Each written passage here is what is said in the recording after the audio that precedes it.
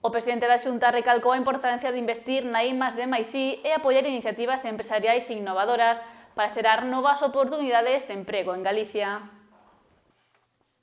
O presidente da Xunta, Alfonso Rueda, e a conselleira de Economía e Industria, María Jesús Lorenzana, estiveron esta mañá no acto polo 25 aniversario de Unirisco, celebrado en Santiago.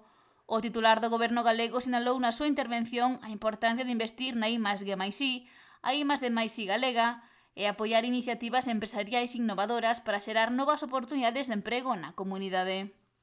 Nós temos este ano, no ano 26, 42 millóns de euros para innovación empresarial. E innovación empresarial é ser unha palanca de crecemento desde os que traballan no I+D ata a transferencia á economía, axudar tamén as empresas a captar talento de fora, a recuperar talento que tivemos e se nos foi, e a que isto supoña unha parte moi importante da nosa economía, que sen ninguna dúbida o é.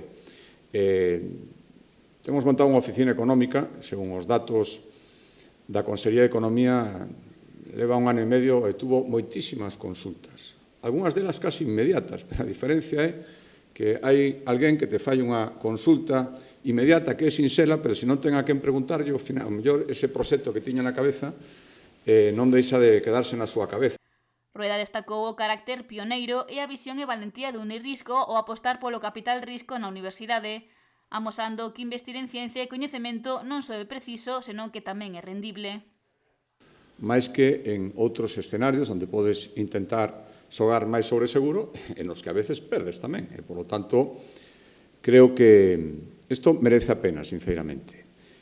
E xa discutimos tanto, e se discute tanto, de que é a transferencia do coñecemento, cando se produce realmente, cando vale a pena, cando hai que impulsala.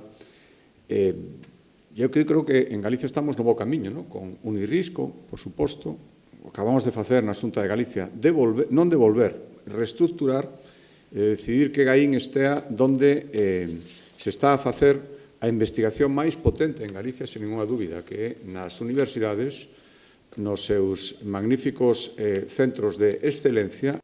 E destacou a futura ampliación da rede, que o vindeiro ano sumará 2 novas aceleradoras, unha centrada na saúde e benestar e outra nas enerxías renovables.